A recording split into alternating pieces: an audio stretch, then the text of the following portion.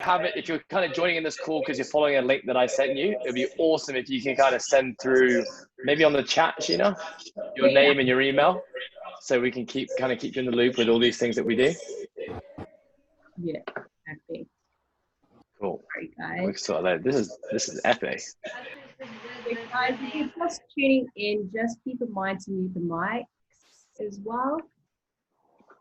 If you just wait a few minutes just before we get started, but this is wicked. Alrighty. Everything's set. Okay. We can get a bit of a start. You ready, Ed? I'm ready when you tell me to go. Perfect. So first of all, thank you guys so much for tuning in tonight or today, wherever you are. In this current time, it has been a bit of an overwhelming experience. So the purpose in this is to kind of bring everyone together and talk about some key topics. Originally, this was just about coaching development in a few different aspects, but since the invitation has been worldwide and it's been a bit stagnant for everyone, I find this is actually such a good turning point to really refocus ourselves into something, I guess, more progressive and to learn of someone else. So tonight, it's super exciting. We do have Ed Haynes. Ed Haynes has been very well known, I guess, in the fitness community, but also known, very well known in his business platforms such as Coastal Fitness in Hong Kong. You may follow his podcast as well at Live, Perform and Competes, and also his programming on the fitness program and some pretty wicked apparel. So before I progress any further, I'd like to introduce Ed. So Ed, tell us a little bit about yourself before we actually get into a few key topics. Okay, thank you for the introduction, Sheena, and thanks everyone for being here. As soon as anyone says, tell us a little something about yourself, I struggle because I tend to talk a lot, especially if it's about myself. It's not a good habit. I'm trying to work on it. But let me try and keep this brief. I was born and raised in Hong Kong. You probably all know my brother much better than myself, let's be honest. He's a CrossFit athlete and he's done very well in the sports. Also now my business partner. Anyway, we grew up in Hong Kong, spent a bit of time away in the UK, but essentially I came back after university and started my business, Coastal Fitness. So we're 11 years in now. As Sheena said in her introduction, kind of over the last few years, we've kind of ventured into some other projects, one being the podcast, which only really started up this year. It's kind of a bit of a fun passion project just to try and connect with the community a little bit more. But, I certainly work with a lot of people on this call, actually, from a coach athlete perspective, whether it's one-on-one or a part of our online training program, which is called the Process Programming. And we kind of have a bunch of different programs within there. And then, about 9 to 10 months ago, started a clothing brand, an apparel line called Earned Athletic. And I've done that with my brother and one of my other business partners. And so, amongst those 4 businesses, it keeps me pretty busy. But, very much in the CrossFit space and the fitness space. I've been a strength and conditioning coach now for almost 12 years officially. But prior to that, was a professional athlete as a rugby player. And so I've kind of always been in the strength and conditioning world. Whilst I guess this call is kind of to do with the business side of things, my biggest and my main passion is still 100% coaching. I love it. I love working with groups. I love working with individuals. I love working with kind of everyone from all walks of life. And I guess the whole business side of things has been something that's kind of developed and come along over the years, because I've always been someone who very much has a growth mindset and I want to excel in everything that I do. And of course, I started a business from the start. So I always wanted the business to grow and get better and build a bigger community. And eventually, we've kind of refined our mission statement now, which is, we want to impact as many lives as possible with people's ability to live, perform, and compete. So live, perform, compete is a mantra we talk about all the time. And we think it's a really encompassing way to kind of include everyone in all walks of life. So, that is a mission now. And every business that I do, every kind of venture that I've kind of gone down is always to do with the ability to impact people's lives. So kind of saying yes to this call kind of made complete sense to me. You know, hopefully you guys are here to maybe hear my story, and hopefully I can provide you guys with some insight and value. I'm just going to say I love, Celine, that you're just doing some banded squats right now. That's epic. You're training and listening at the same time. So yes, you know, hopefully I can give you guys some insight. So how's that for an introduction, Sheena? Pretty spot on. And I think it's a great opener, because not a lot of us here are necessarily just coaches. Like, a lot of us have our own career that has been put on pause with the current situation, or some of us are still trying to discover ourselves. And I think that's the essence of why I wanted to bring you here. So I guess the first topic, in a sense of, I guess, coaching, trainer, or just putting yourself on pause in this current situation, what do you find that actually made you so grounded? Like, you talked a bit about values and how that can be kind of your grounding point in all other aspects. Can you expand on how it's such a vital point, whether you're going into a coaching perspective, whether you're finding yourself in a work setting, that sort of thing? Yeah, so the topic of values. Values is an interesting one, because I've always talked about the importance of values, but only really recently, probably in the last 6 months or so, have I come to the point where Coastal Fitness, our business, we've finally been able to define what our values are. And you know, you read every single business book, the first thing they're going to talk about is define your mission statement, define why you do what you do, and then what are your values. And your values are basically, you know, what are the guiding principles that help you to dictate and make decisions for your organization? It's really what values are. You hire based on values, you fire based on values, and you make business decisions based on values. And, you know, I've read every book under the sun when it comes to business development, leadership, management, coaching, and the theme of values has always come about. And for the last 11 years of running this business, I've been on a constant search and a constant journey to try and define what my values are as a person and what the values of my organization is. And it has taken me 10.5 years, pretty much 3 months ago, to finally be able to succinctly write what those values are down on paper. And that's not for lack of effort. You know, I've been trying constantly to do it, but it was a serendipitous occasion of something happening in the world, which was COVID, me and the organization, the people on my team going through some challenging times. And the combination of that and some hard conversations, suddenly the values became really, really clear. It's not a simple thing of just putting pen to paper and writing down how you think business should be done. Because at the end of the day, your values need to resonate with you as a person leading your organization. And if your values don't have a story and they don't have something connected to them, then your values don't mean anything. Because we could all probably sit here and say, well, you know, what are important values? Well, we should all be good people. We should be kind to one another. You know, we should practice equality. We should be striving to get better at everything in life. Like, these are all just very generic things that we probably all agree are probably good things to do. But if we just start pulling out just buzzwords and putting down on a piece of paper and there's no story to them, then no one believes that. And, you know, the thing for me is that those are always things I've talked about. You know, those are some of the examples now that are kind of embedded in our values. But it wasn't until we actually had to go through a really challenging time as a team that those values, which we now call the Coastal six different values, now have meaning behind them. And I'm really happy to share that story.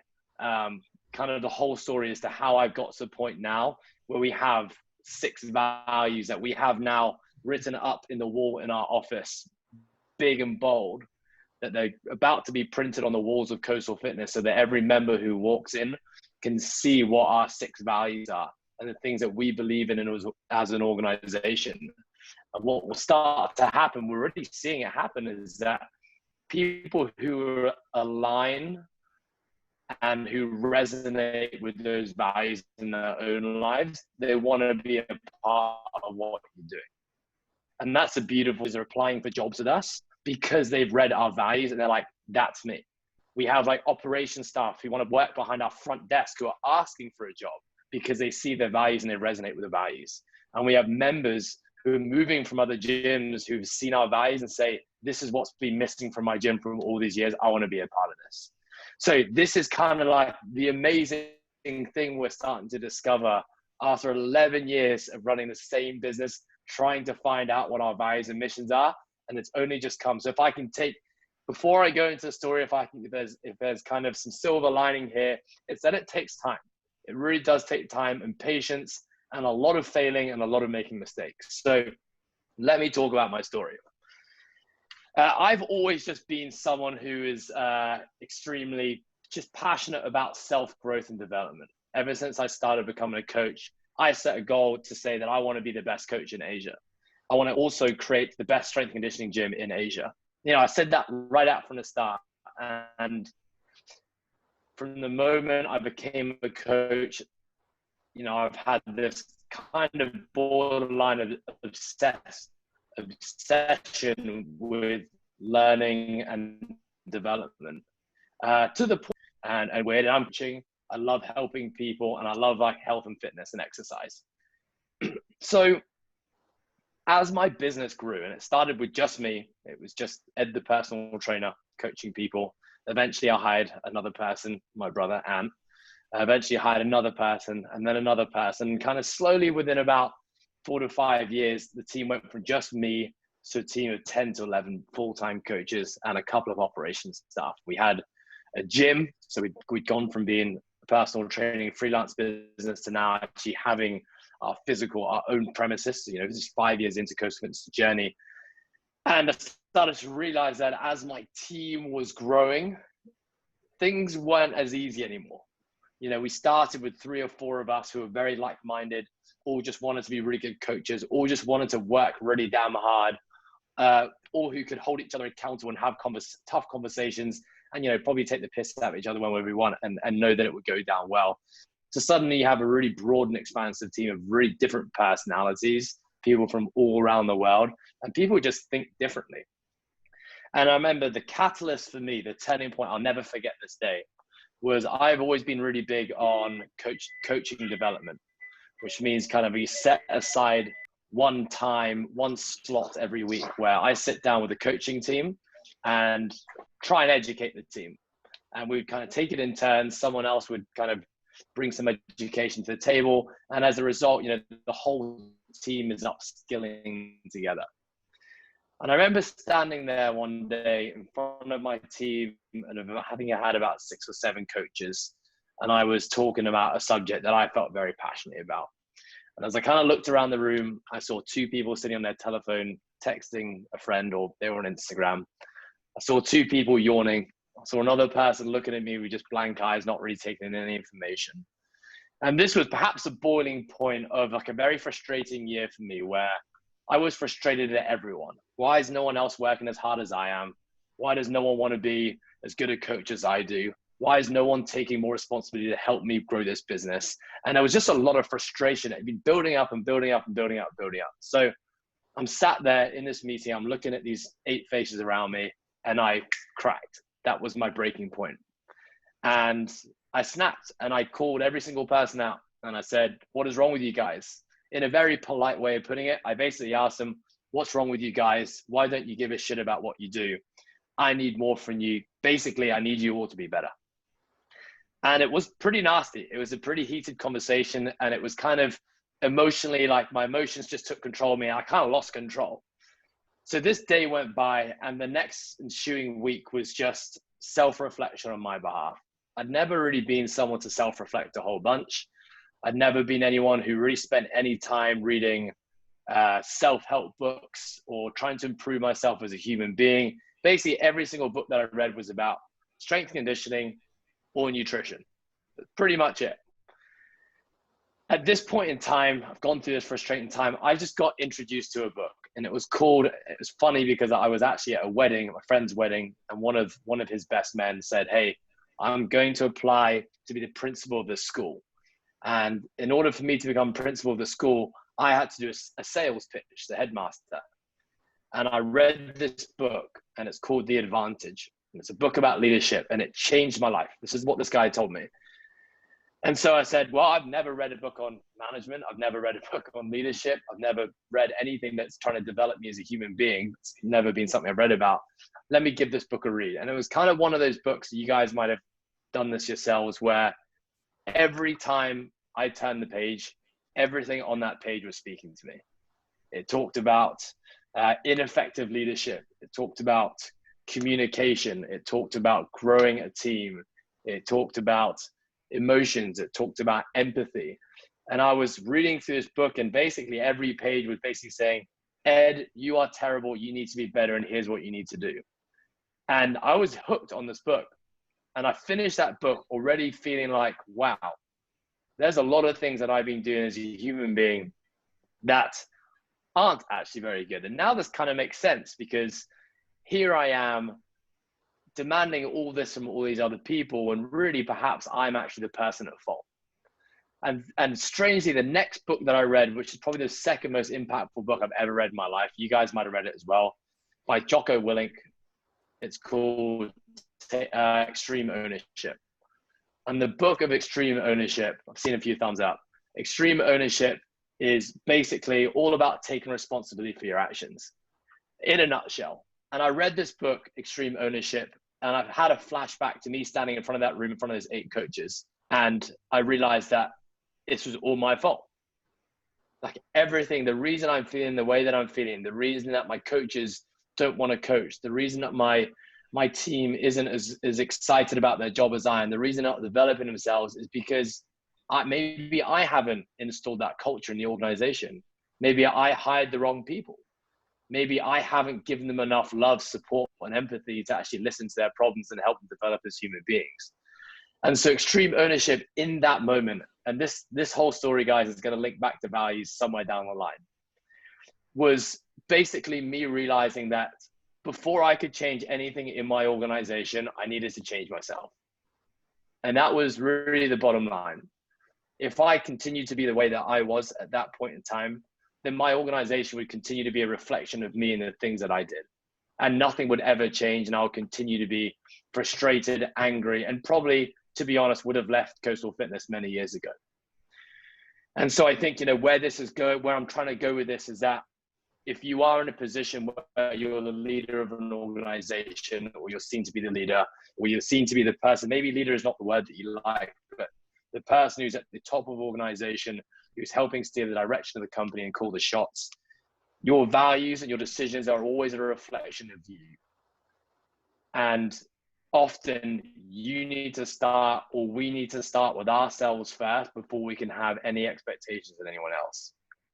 And so to go back to the story now, the next 2 years after that day was just my own journey. It was me just reading book after book, mentor after mentor, conversation after conversation, journaling, reflections, and learning constantly for 2 years, and just trying to figure out myself, trying to realize the things that I was doing that wasn't so great and the things that I could do to improve myself. And I read, I'm sure every self-help book that you guys can think of, or that we can all think of, or that's ever been talked about, I probably read it. And I kind of went on this spree for that 2 years of just absorbing information. And I came out of that a completely different person. And I know now to this day that the person that I am now and the values that Coastal Fitness embodies, the Coastal 6 and everything that I stand for, actually are complete opposites to the way that I was brought up in the world. When I think back to life before 25, when I tell you what our Coastal 6 is, you could look at every single value and I could tell you I was a complete opposite. Pretty much every single one. So, the underlying theme of this story was that you're never going to be in a position to be thinking about values and influence your organization until you are truly happy and in love with who you are as a person, which is a stage where I am at right now. So this conversation of values, where does this now take us? So here's what happened. In a nutshell, I went from being Adolf Hitler, authoritarian, full control over my company, to becoming maybe kind of soft, very empathetic, wanted to hear everyone's reason for everything they did, and tried to be the most understanding person possible. Now, obviously, those are two very different ends of the spectrum. You go from someone who wants total control of everything to going to someone who's going to listen to every single person's opinion and try and make every single person in your organization happy. You're all probably thinking of right now, the sweet spot is probably somewhere in the middle here. But you don't know, because this is all a new journey for me, and this is a kind of a new Ed Haynes that I'm kind of experiencing and learning from. So the biggest and then next most influential moment in my entire life as a leader of this organization was when COVID happened. And this is not very long ago at all. So, we got shut down in Hong Kong. I think it was about around late Feb, March. A lot of books on building team cultures, creating values, and all the books talked about the importance of including your team in the process. And so, we had many workshops, and we sat down in our office, 12, 15 people in organization, and together I would try and lead the conversation. We would try to build our mission statement. We tried to build our values. We tried to list down the things that we thought were important to us. And we kind of went round and round and round and round in circles, probably for a good 10 weeks. And eventually after 10 weeks, it just kind of died off. No one had really got any more decisive on what our values were. No one was making any cutthroat decisions to say, cool, that we should actually, this all makes sense. This is going to be our values. And so what happened is that these values that we kind of wrote down as a team, which were very wishy-washy, they weren't very concise, they weren't very succinct. I wrote them down on a Google Doc, and I didn't open that Google Doc again, probably for another 6 months. Then COVID happened. During COVID, we got locked down as an organization, just like I'm sure everyone on this call is going through right now. And, during that time, it was a tough time for us, as a coaching organization and an operations team. We had a lot more time to ourselves to think about stuff. We started to question a lot of things in our lives. We started to become resentful for the people around us because we felt like we weren't being looked after by the company, because as a company, we couldn't afford to pay everyone for 6 weeks. So we started to have to make cuts here and there. And we had basically 6 weeks of everyone just suppressing their feelings. No one really talked openly about it. We just kind of got into our business, tried to personal train people online or in-house or outside, wherever we could, but no one really talked about it. And the day that we got called and told that we were going to open up again, we basically had a meeting of honesty. And these are, I don't know if you've ever had these things with friends or with your organization, as a team in a big circle, and you say what's on your mind. And you let loose in it's full honesty. There's no judgment. There's nothing. It's just, tell me how you feel. What's been good? What's been bad? What are you struggling with?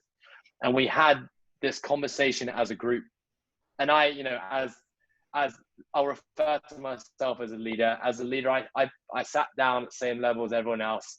And I basically said, I'm not going to say anything now. I'm just going to listen. I'm going to take notes, and I'll be the last person to speak here. We went round in this circle. Everyone's kind of sharing their story and how they felt. And what became really apparent to me was that there was a really clear divide in my team. There was half the people who were vouching for the same things that I believed in as a person. And there was another half of the organization who were doing the opposite, complaining, making excuses, not taking ownership for anything, pointing fingers. You had a very positive side to the organization and a rather not so positive side to the organization. And as I sat there, I could kind of see all this unfolding. I resonate with these guys and I kind of understand what they're saying. I don't really resonate with what you guys are saying. That doesn't really make sense to me. And so what happened is that conversation finished, and the meeting finished, and there was like this overriding tension in the room, but there was certainly a feeling of like, that felt good. That felt good to get that off my chest. So for some people, they express feelings that they've been suppressing for a year.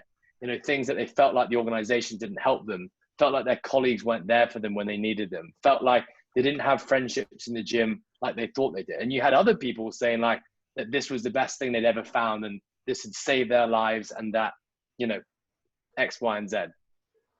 So the meeting finished, and what happened was that there was a lot more questions than answers.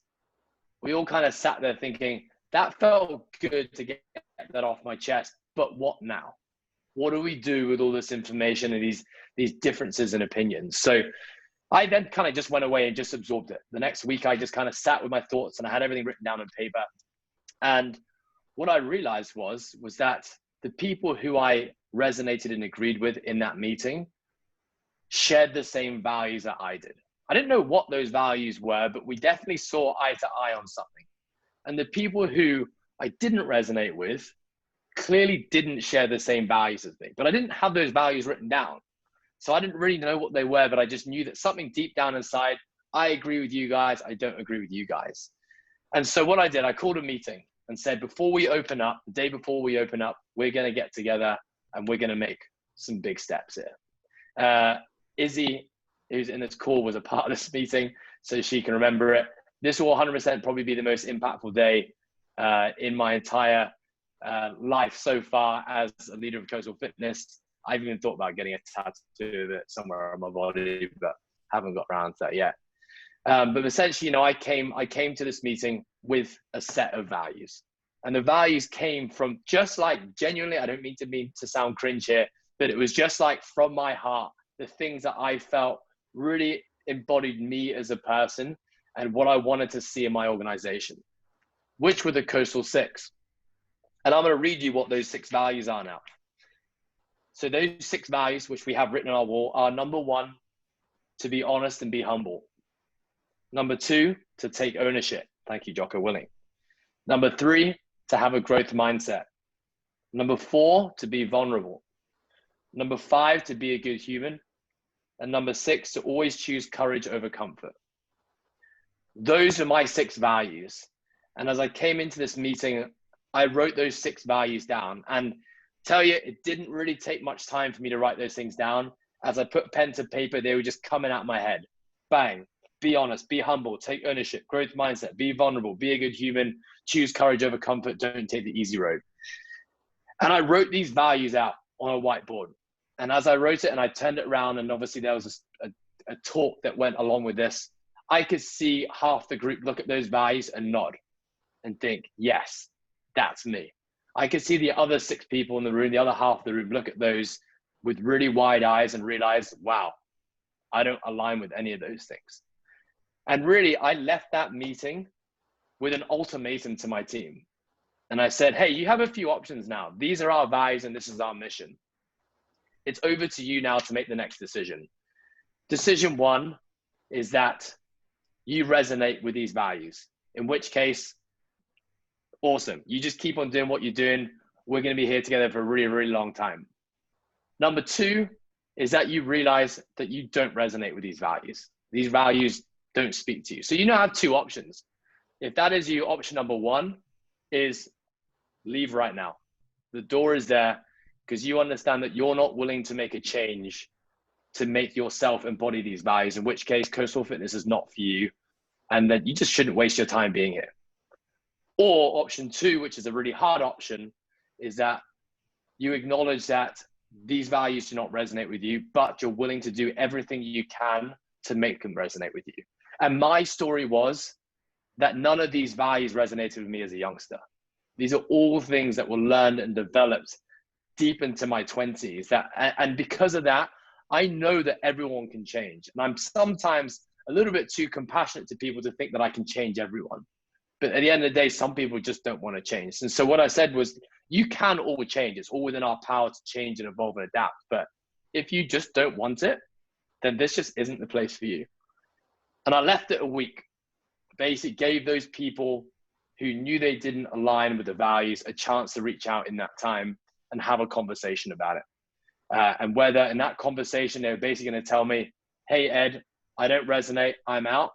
Or number 2, hey, Ed, I don't resonate, but I'm willing to do everything I can to be on board. And at the end of that next week, we ended up saying goodbye to one of our coaches who'd been with us for 5 to 6 years. Our operations team, we changed completely. We have a brand new team of new faces now, and we recruited someone new into that team. And I tell you, the moment that those people left, everything changed.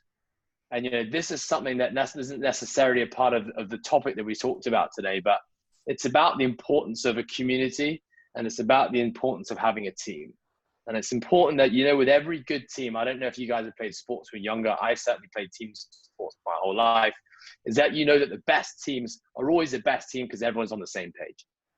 And when people aren't on the same page when you're in a team, what do? Well, when I played rugby, you speak to that person, you tell them to lift their game and step it up. Or the coach steps in and says, hey, buddy, you're out the team. Yet what I'd realized is that I wasn't holding my team accountable to any of those standards. I'd become this compassionate guy who was too empathetic, wanted to help everyone out, and in which case, you know, like I wanted to please everyone. But at the end of the day, I needed to make decisions. I needed to make decisions on what our values were. And then I needed to make decisions on the team, the business direction based on those values. And the moment that I did that, everything changed. So if you're now kind of sitting here listening to this and thinking that you're going to get this magical answer as to how to build your values, I'm going to be the first person right now to say that there is no magic answer. Like, your values have to come from personal experience, and you need to embody those values as a leader. If you're in an organization that has leadership, but you don't have values, you don't have a mission, then you need to challenge that person. And you need to challenge that person and let them know that you need it. Because every organization, doesn't matter what position you're in, the cleaner, the front desk staff, the admin team, the operations team, the accountant, you want to be led. You want to be led and you want direction, because that brings us satisfaction and enjoyment. But unless you speak up and tell your leader, your boss, your organization that that's what you need, it's never, ever going to happen. And that's another massive lesson that I learned, was that, you know, I thought that people just wanted freedom, because I kind of chose to run my own business because I also wanted freedom.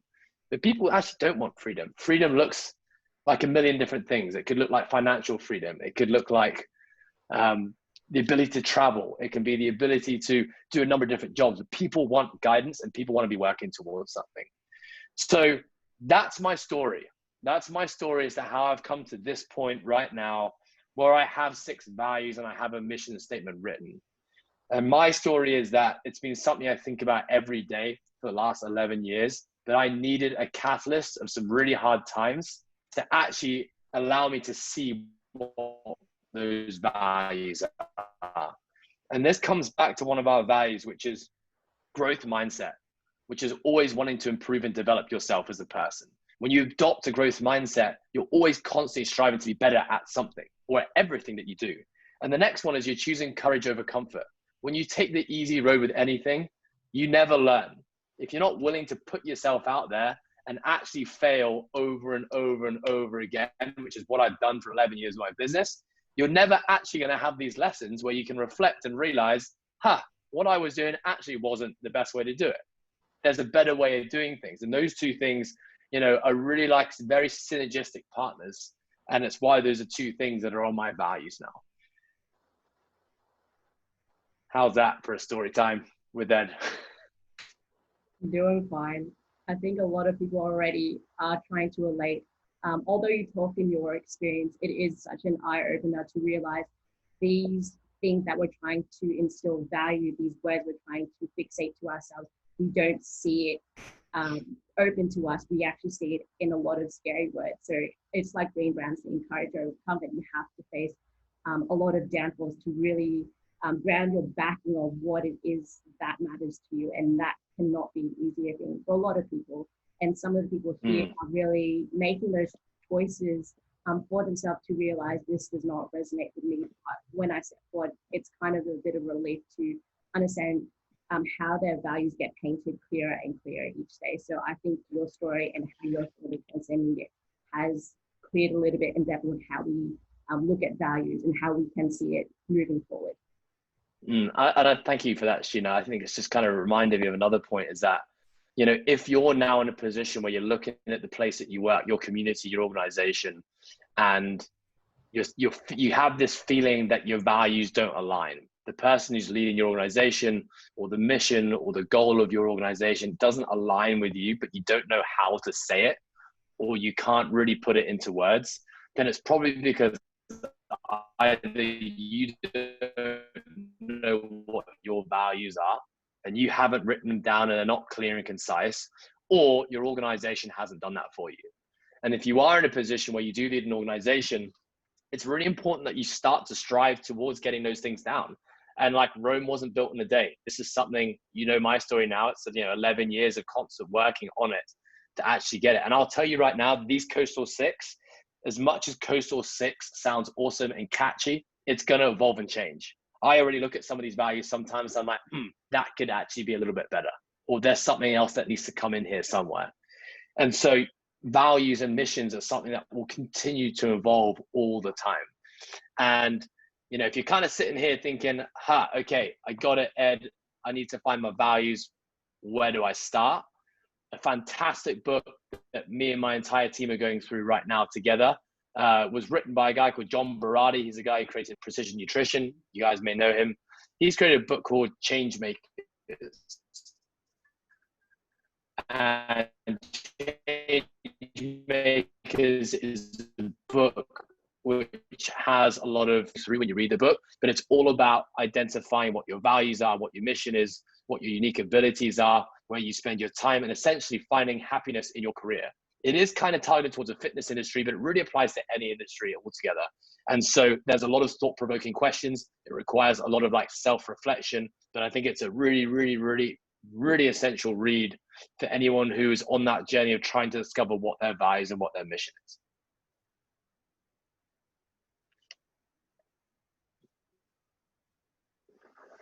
Sorry, Sheena, you're muted. I'd try and say something there. No, that's fine.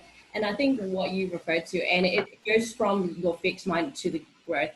So as a question for you, how would you, I guess, find that growth opportunity, especially for someone, I guess I'm talking in the context of the Philippines, or if you are confined in your own home, it is kind of hard to, I guess, rely on motivation or just to find that drive on how can you grow yourself forward just by listening to things. How can you find that pathway to, I guess, find your identity, find those values, or find that growth aspect in the simplest way? Yeah, I'm a big believer in the expression, which is, you know, like, you can't find your passion will find you. I think so many people are on this mission to try and find what it is that they're really good at, or what it is they want to do. But, you know, for me, it's something that I ended up stumbling across because I just did something I enjoyed. And for a lot of us, the process of finding what really makes you tick, or what really drives you, we're going to discover it just by doing things, and just by putting yourself out there and saying yes to every single opportunity that comes your way. Eventually something will stick. And I know that sounds, I think a lot of people right now, and I certainly know this, I live in Hong Kong, and, you know, we've had this like silver spoon culture where we're like really easy for us. And I kind of do agree to an extent. I think even my upbringing was a little bit easy. I just got lucky that I found my passion so early in life. But if you don't know what it is that really drives you, or what is it you want to do, like, you just have to put yourself out there. And that means you have to do jobs that are extremely hard. You need to do jobs that are challenging. You need to do jobs that you don't particularly enjoy. You need to say yes to clients you don't want to work with. And in the process, it's a process of elimination. The more and more you do and you put yourself out there, the higher the chances you are eventually going to find something that you really love and you really enjoyed. What I find here is that people want the answer now. People just want to find what that thing is by saying yes to a job, and on day one, it's all rainbows and butterflies. But, you know, one of our slogans at Coastal Fitness is earned, not given.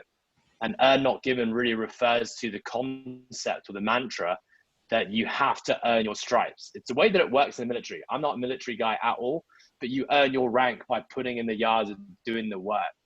And that's the way it works in the corporate industry. It's the way that it works in sports teams. The captain is a person who's put in the hardest amount of work, who's stuck with it longest, and has showed fantastic character traits to be able to be in that position. But I find, especially in the fitness and personal training industry, people come in on day one and they expect more, and they're not willing to put in the work, and they're not willing to graft to see what it is, A, that they want, and B, really earn their stripes to be in a position where they can be coaching whoever they want, or they can be putting themselves on public platforms, calling themselves an expert, or whatever it is. I just really think there's that lacking culture in the fitness industry, not just in Asia, not just in Hong Kong, but worldwide, probably because the barriers to entry in our industry is so low. All we have to do is do a multiple choice examination on a weekend and we're a personal trainer. And I unfortunately think that whilst that's great because it means that we can all become coaches, I don't think that's good enough. And I think in the medical field, you have to do 5 to 7 years to even start your journey as a doctor. That's a huge investment and commitment, financially, emotionally, energy, like a big chunk of your life you're committing towards something before you can even start your first day as a doctor. We don't have that. And I think that's created a culture that this shit's easy.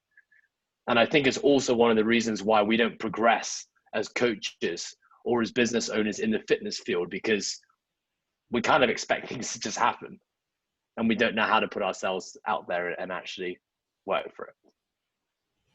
And it goes back to the values. It's one of those things where we want almost these things instantaneously. Like I think it will go off, I guess, Simon Sinek, going off the millennials.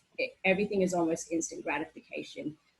We can get almost like gratification just by simple life, or just by posting pictures out there. And that's where it gets really tough in our society. So I guess what you're referring back to the fitness industry, we really need to raise our standards a little bit, or just find a way to actually just lift it up a bit more.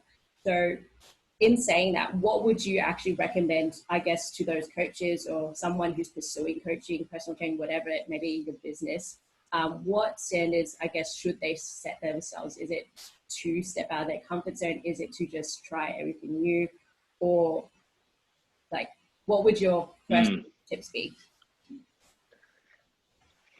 I think we need to start by defining, if you can, like, what do you want to achieve as a coach? What do you want to achieve in this fitness industry? Do you want to be in a position where you're running your own organization and you're creating your own community? Do you want to be just a really damn good group class coach? Do you want to be working with individual clients who have a specific goal, maybe to get to the CrossFit Games or to just be fit and healthy so they can play with their kids? You know, what is it that you want to do as a coach? What really interests you? If you know what that is, then the next thing is, if you want to really truly be the best version of yourself in that thing that you want to do, you need to obsess about what you do.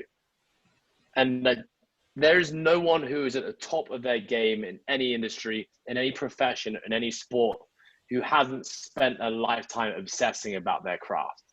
And we all probably have something in our lives that we're obsessed with, or something that we've spent a lot of time and passion doing or working towards, that has eventually then made us good at that one thing. Maybe it's sport, maybe it's gaming. I don't know what it is, but there's probably something we've done in our lives to get us good. And that's just, at the end of the day, you know, coming back to the whole concept of earn not given. If you really want to develop yourself in something, like, you need to obsess about it. And what does obsessing look like? It means that it's something that's high in your priority list in life, and it takes priority over other things in your life.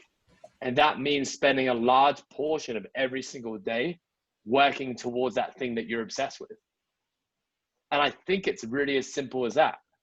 You know, we know if we want to really learn about something, where can we learn about it? The internet, that's a great place to start. There's thousands of resources, articles, videos that are all providing us with free education all day, every day. You will never, ever finish and exhaust options on the internet. There's books. There's conversations like this. There are conversations that you can have all the time with people who maybe inspire you, or someone who you look up to, or someone you just want to get advice from. And if you surround your people, we call it networking in this day and age, but it's just having conversations with people that you want to connect with. Having those conversations every single day, you're acquiring and learning new information that's making you better at what you do. And I always get asked the same question. Hey, Ed, I want to be a better coach. What course should I do? And I'm like, you don't need to waste your time and money with courses, guys. There is so much information out there that is so much better than courses, that is getting constantly updated and reviewed all the time, that's going to make you better at what you do. I'll tell you quite honestly, when we get lots of coaching applications to work at Coastal Fitness. Unfortunately, we just don't have any spaces right now, but I don't really look at the certifications that much. It's more just to see that someone's kind of put themselves out there to learn. But I want to know about other things, like what makes them tick, what drives them, what experiences have you got in your life? You know, what lessons, what hardships have you had? What things have you failed in? Those are things that make you so much more in your profession and as a person than any certification can give you. So, you know, when it comes back down to obsessing, it's like, use our free resources that are around us all the time. And like, they're not going to come to you. They're not just going to show up and pop up in your screen one day or turn up in your letterbox. You need to go out actively seeking and searching. And the more and more you do it, the more conversations you have, the more research you do, you're just upskilling yourself every day. Podcasts, YouTube videos, audiobooks. I mean, the options are endless, and tie that stuff into your day. If you're sitting here right now thinking, okay, like I'm on board with that kind of stuff, but I'm really busy and I've got these other things that I have to do, like my job, which I'm not taking. I completely agree. Our jobs take a big part of our day. And if your job is not what you want to do, or it's not making you happy, you need to squeeze in every single minute outside of that job to be working on the thing that you care about. And for me, like, I know that learning for me is still something that's extremely important.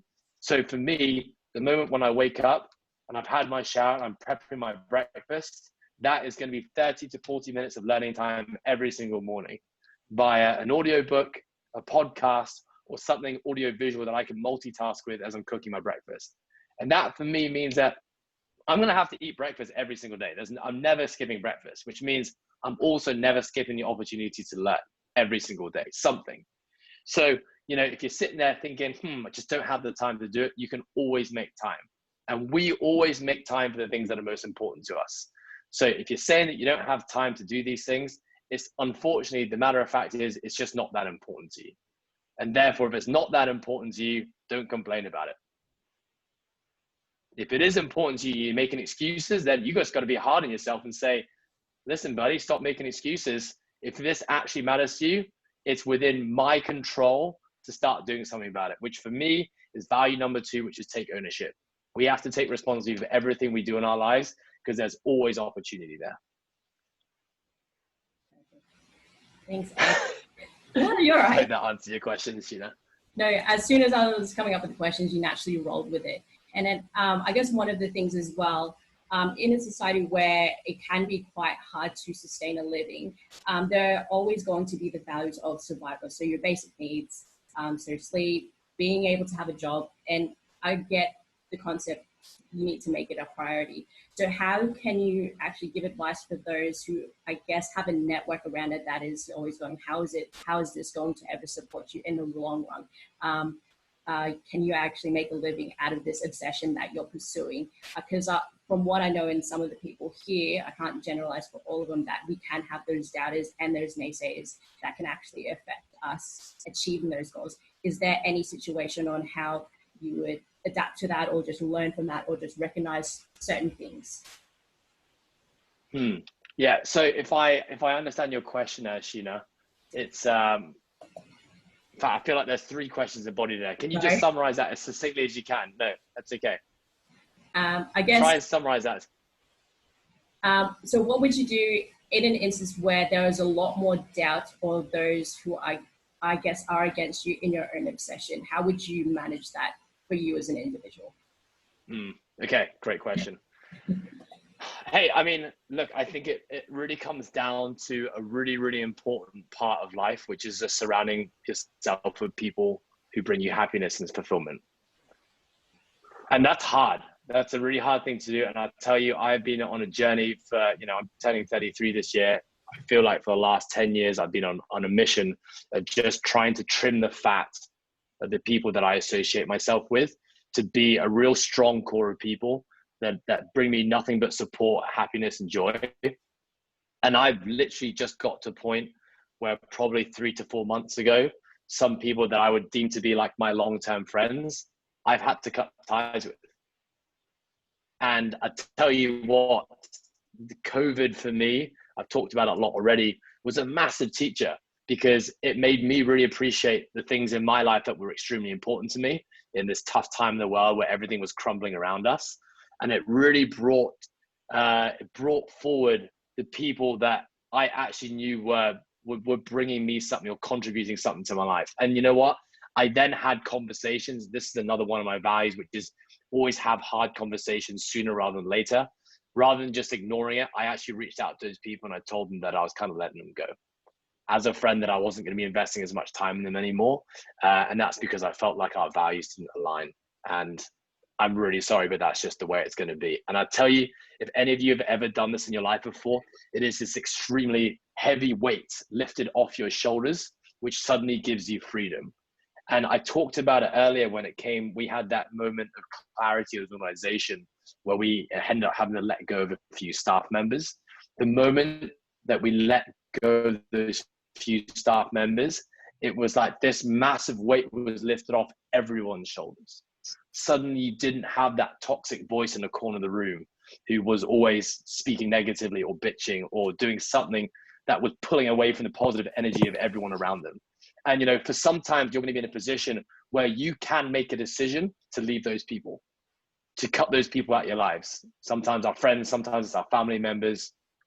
Sometimes you're going to be in an organization where you are surrounded by those people, which means that you can't make the choice to get rid of them and push them out. And really, I'm going to say it again, when it comes down to taking ownership, your decision is then to step away yourself. And if that means stepping away from your job, stepping away from a career and starting something new, you have to do it. Because if you continue to spend time and surround yourself with people who don't bring satisfaction and enjoyment to your life, like, life is too short. There's just too many years that are disappearing away from you. And I think that's the biggest piece of advice I can give. I can't say that, well, guys, toughen up and have a callous mindset, because we all feel that. Like, there is negativity around us all the time, and we're naive to think that we could just block it out and not let it affect us. But at the end of the day, it's about having conversations with those people, telling them how you feel, and telling them that the way they speak isn't bringing contribution or satisfaction to you, because sometimes they don't mean it. I will also say that sometimes people are just being honest and they don't realize that what they're saying is negatively impacting you. And to then have a conversation with that person to tell them how it's affecting you and how it's making you feel, sometimes that fixes the situation altogether. But I just think we're too afraid to have those conversations a lot of the times. And then the second thing is, if you're having that conversation and there still isn't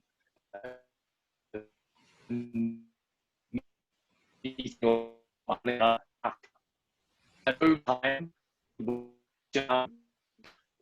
bring back. I would have 1 to 2 people who bring me utmost value every time I'm with them, than having 20 people around me who don't bring me any value. And that's a different way of thinking now than I ever thought about as I was growing up. I thought having this huge connection or network of friends was what I wanted, when actually now I don't give a crap about how many